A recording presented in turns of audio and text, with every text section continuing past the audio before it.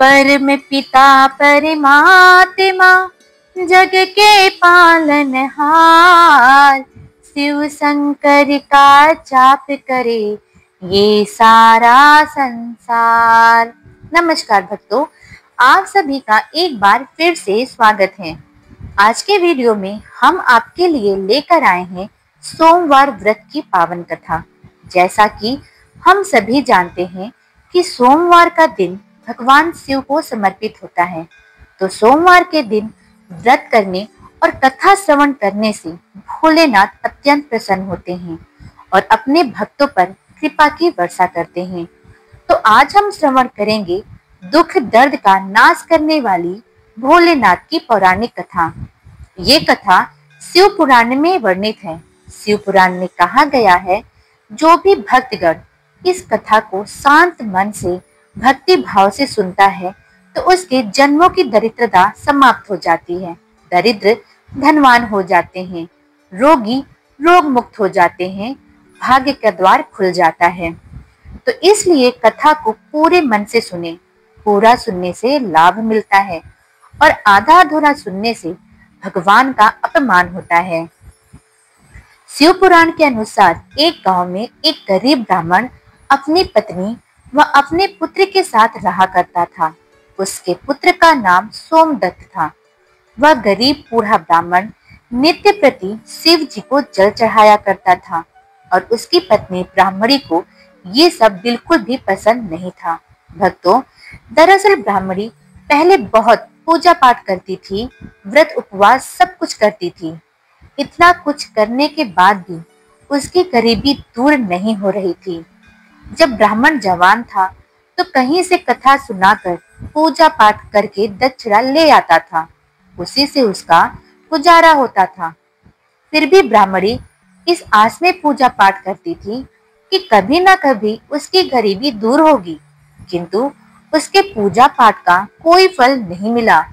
अब तो ब्राह्मण बूढ़ा हो गया था। अब उसमें इतनी शक्ति नहीं थी कि वह गांव-गांव में जाकर कथा कराए। वह बीमार रहने लगा। घर में कमाने वाला कोई भी नहीं था। ब्राह्मण का बेटा सोमदत्त गुरुकुल में पढ़ा करता था।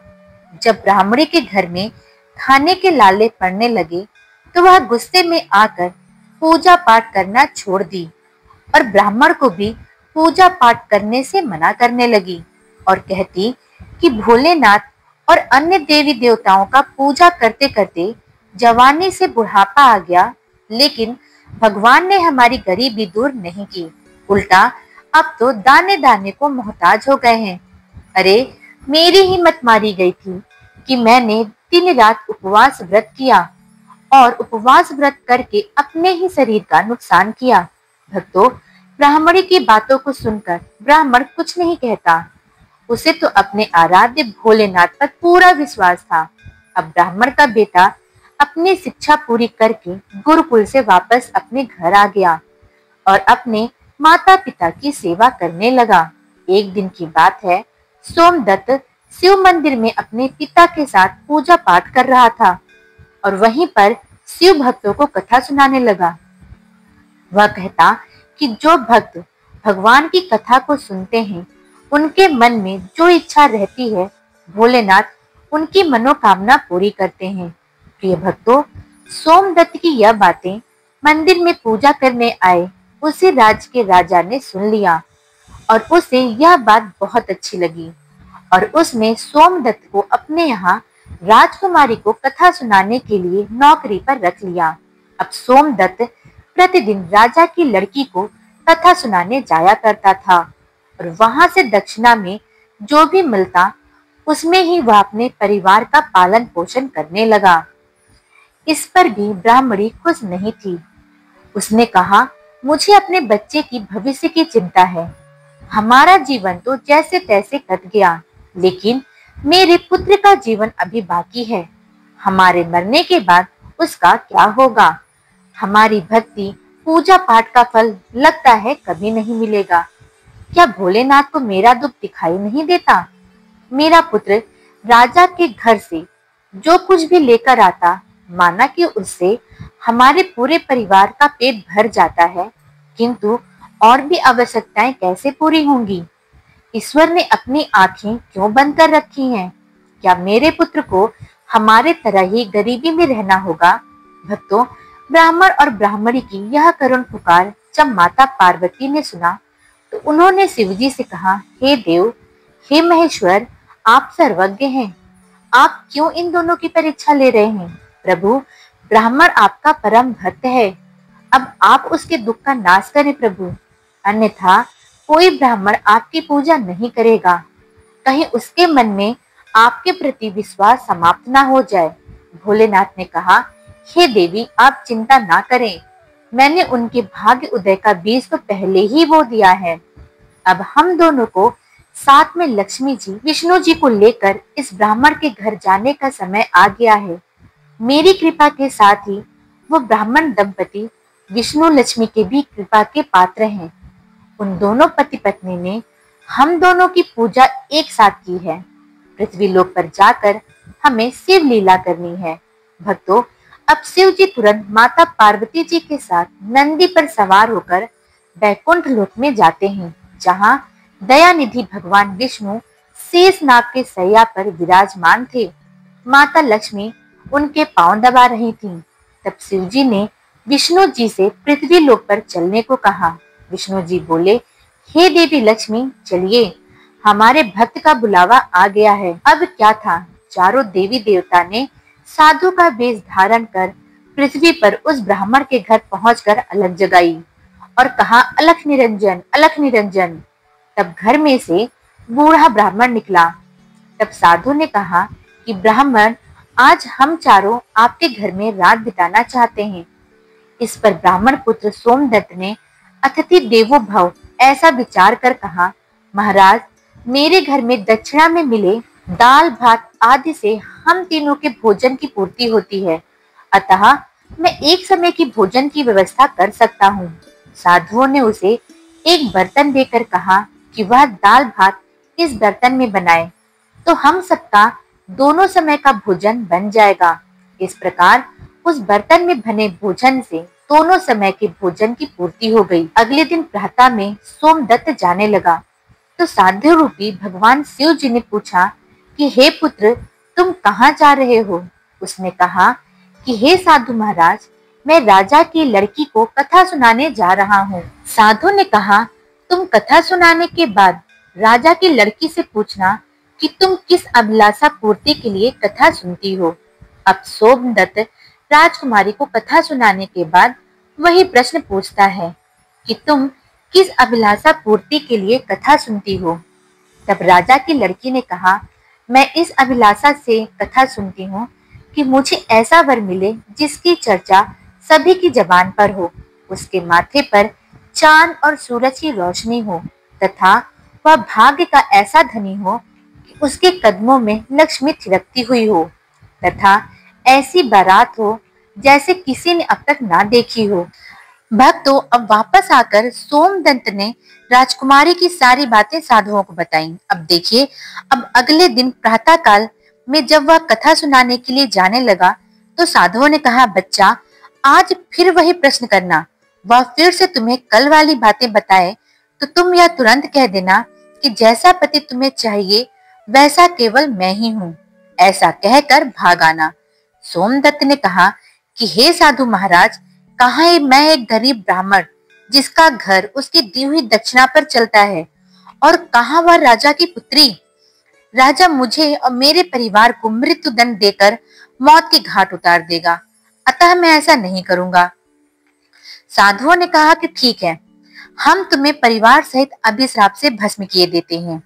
सोमदत्त पहले ही उनके चमत्कार से डरा हुआ था। उसने सोचा कि राजा तो बाद में मृत्यु दंड देगा, यह तो अभी अपने श्राप से भस्म कर देंगे।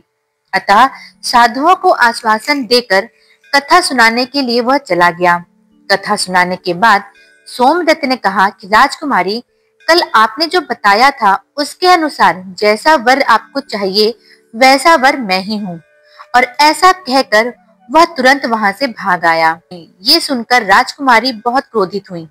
उसने तुरंत दासी के द्वारा अपने पिताजी को बुलाकर सब बात बताई।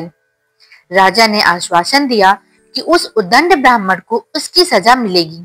राजा ने तुरंत अपने मंत्रियों से विचार विमर्श किया। एक वरिष्ठ मंत्री ने कहा, महाराज, उसने अपराध तो फांसी दिए जाने वाला किया है, परंतु वह एक ब्राह्मण है। उसे फांसी देने पर एक ब्राह्मण हत्या का पाप लगेगा। कुछ ऐसा किया जाए कि वह दंडित भी हो जाए और ब्रह्म हत्या का पाप भी न लगे। भक्तों, काफी विचार विमर्श करने के बाद यह तय हुआ कि शादी का निमंत्रण पत्र कुछ शर्तों के साथ भिजवाया जाए। राजा ने शर्तों वाला निमंत्रण पत्र लिखवाकर अपने नौकर के हाथ सोमदत्त के पिता के पास भिजवा दिया। उधर सोमदत्त ने घर पहुंचकर साधुओं को बताया कि आपके कहे अनुसार कहने पर राजकन्या बहुत क्रोधित हो गई। अब शीघ्र ही फांसी का संदेश पहुंचने वाला है। कुछ समय बाद नौकर निमंत्रण पत्र लेकर वहां पहुंच गया। साधुओं ने उसे सम्मान सहित बिठाकर सोमदत्त को निमंत्रण पत्र पढ़कर सुनाने को कहा।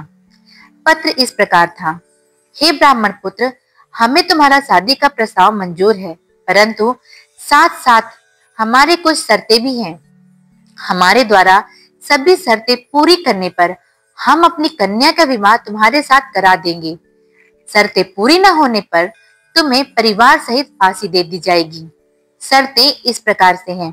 पहला शर्त, बारातियों के ठहरने वाले सभी तंबू बारातियों से भरे होने चाहिए। कोई भी तंबू खाली नहीं होना चाहिए। दूसरी शर्त, बारातियों के आर्थिक सत्कार में बनाई गई सभी खाद्य सामग्री उपयोग होनी चाहिए, कुछ भी बचना नहीं चाहिए। तीसरी शर्त, ऐसी अद्भुत बारात आनी चाहिए जिसकी प्रशंसा हर व्यक्ति की जबान पर हो। बारात आने पर यदि कोई भी शर्त अधूरी होगी तो बारात में आने वाले सभी बारातियों को फांसी दे दी जाएगी। पत्र पढ़कर सोमदत्त डर के मारे कांपने लगा। साधुओं ने कहा, तुम डरो नहीं, नौकर को भोजन खिलाकर पत्र का उत्तर देकर विदा करो और पत्र में लिखो कि आप विवाह की तैयारी करें, हम फला दिन बारात लेकर आ रहे हैं। नौकर को भोजन में दाल भात परोसा गया। नौकर की थाली में चमत्कार से 36 प्रकार का भोजन बन गया। विदाई में साधुओं ने, जो कि भोलेनाथ और विष्णु जी हैं, उसे अपनी मुट्ठी भर धूनी की राख व पत्र देकर विदा किया। बाहर आकर जब नौकर ने देखा कि वह राख नहीं बल्कि हीरे मोती हैं, वह बहुत खुश हुआ। राजा ने सकारात्मक उत्तर प्राप्त होने पर विचार किया कि वह गरीब ब्राह्मण किसके भरोसे ऐसा कर रहा है, क्या कोई दुश्मन राजा उसका साथ दे रहा है। यही सोचकर राजा ने शहर के तमाम बारात घर सजा दिए और अनेक अनेक तंबू लगवा दिए। राजा का विश्वास था कि अधिक आदमी न आने के कारण वह शर्त हार जाएगा। सोमदत्त अपनी बारात में चलने के लिए जिसे भी कहता, वही उसे यह कहकर मना कर देता कि नहीं, तुम्हारा तो अंतिम समय आ गया है, हम बारात में तुम्हारे साथ मरने के लिए क्यों जाएं? ऐसी बात सुनकर वह बहुत ही परेशान था। शादी वाले दिन सोमदत्त को परेशान देखकर साधुओं ने कहा, पुत्र, आज तुम्हारा विवाह है और तुम परेशान हो रहे हो, तैयार होकर हमारे साथ चलो। तुम किसी बात की चिंता मत करो, हम तुम्हारे साथ हैं। सोमदत्त ने भाग्य में जो लिखा है वही होगा, यही सोचकर तैयार होकर साधुओं के साथ चल दिया। भगवान शिव जी ने इस बारात में चलने के लिए सभी देवताओं को मनुष्य रूप में आमंत्रित कर दिया तथा भूत, प्रेत व अनेक गणों को भी शादी में बुला लिया, जिसके कारण सभी बारात घर व लगाए गए सभी तंबू भर गए। इसके बाद भी कुछ बाराती बिना तंबू के रह गए। जब राजा के पास यह सूचना भिजवाई गई कि बारातियों के ठहरने का और प्रबंध कराया जाए, तो सूचना मिलने पर राजा ने विचार किया कि कहां से इतने बाराती आ गए, चलकर देखना चाहिए। राजा तुरंत वहां पहुंचा। राजा को आया देखकर शिव जी ने शुक्र व शनि जी को बच्चे के रूप में बनाकर भूख के कारण रुला दिया। राजा ने 2 बच्चों को रोते हुए देखकर पूछा कि ये बच्चे क्यों रो रहे हैं। साधु बने शिव जी ने कहा, उन्हें भूख लगी है राजन। राजा ने उन बच्चों को खाना खिलाने के लिए भेज दिया। कुछ समय बाद राजा के कर्मचारी ने आकर बताया कि महाराज, वे दोनों बच्चे तो सारा का सारा खाना खा गए और फिर भी भूख भूख चिल्ला रहे हैं। ऐसा सुनकर राजा बहुत परेशान हुआ। उसने अपना घमंड त्याग कर साधुओं के सामने नतमस्तक होकर कहा, महाराज अब मेरी लाज आपके हाथ में है। साधुओं ने कहा, कोई बात नहीं, सब कुछ ठीक हो जाएगा। तुम घर जाकर बारात की अगवानी की तैयारी करो। राजा ने शहर को बहुत ही सुंदर ढंग से सजाया। जगह जगह झालरों से पूरा शहर एक दुल्हन की तरह सजाया। सोमदत्त भी विवाह के पोशाक में एक राजकुमार की तरह बहुत सुंदर दिखाई दे रहा था। शाम के समय उसे एक सुंदर रथ में बिठाया गया। बारात के आगे अनेक प्रकार के बैंड बाजे नगाड़े वाले झूम रहे थे, नाच रहे थे। दूल्हे के मस्तक पर सेहरे को चांद और सूरज से सजाया गया। बाराती हाथ में मुद्राएं लेकर एक दूसरे पर न्यौछावर करके इधर उधर उड़ा रहे थे। बारात के इस अद्भुत दृश्य को देखकर लोग आपस में कहने लगे कि इस ब्राह्मण के भाग्य को तो देखो, इसके मस्तक के सेहरे पर चांद सूरज और चारों तरफ से इस प्रकार के धन लक्ष्मी उड़ाया जा रहा है, मानो किसी बड़े राजा की बारात निकल रही है। ऐसी बारात हमने अपने जीवन में कभी नहीं देखी और न आगे देखने की उम्मीद है। यह भाग्य का एक बड़ा धनी है। प्रजा की इस प्रकार की बातों को सुनकर साध्वी रूपी माता पार्वती ने कहा, प्रभु आप जिस पर कृपा करें उसके लिए अन्य धन के भंडार खोल देते हैं। भगवान भोलेनाथ ने कहा, पार्वती जो भक्तगण मेरी पूरी श्रद्धा भक्ति से पूजा करते हैं, मैं उन्हें उनके पूजा का फल अवश्य देता हूँ। उन्हें दुख तभी तक झेलना पड़ता है जब तक कि उनके पाप कर्म खत्म नहीं हो जाते। पुण्य कर्म जैसे ही उदय होते हैं उनके भाग्य के दरवाजे खुल जाते हैं और जो भक्त भगवान की कथाओं को सुनता है उन्हें भी राजकुमारी की तरह फल प्राप्त होता है। राजकुमारी ने प्रतिदिन भगवान की कथाएं सुनी। उसने मन में जो भी कामना की उसे वह मिला। यह तो भोलेनाथ, माता पार्वती, विष्णु जी, लक्ष्मी जी की महिमा थी, जिसके कारण ब्राह्मण धनी हो गया। उसका भी घर महल की तरह सुंदर हो गया। उसके घर में नौकर चाकर इत्यादि की कमी नहीं थी। अपार धन दौलत से घर भरा हुआ था और ब्राह्मणी ने भी फिर से भगवान की पूजा अर्चना शुरू कर दी। तो भक्तों, ये थी सोमवार व्रत की पावन कथा। तो आपको ये कथा कैसी लगी आप मुझे कमेंट बॉक्स में जरूर बताइएगा। कथा अच्छी लगी हो तो वीडियो को लाइक भी कर दीजिएगा। चैनल में नए हैं तो चैनल को सब्सक्राइब भी कर लीजिएगा। मिलते हैं एक और वीडियो के साथ, तब तक के लिए धन्यवाद।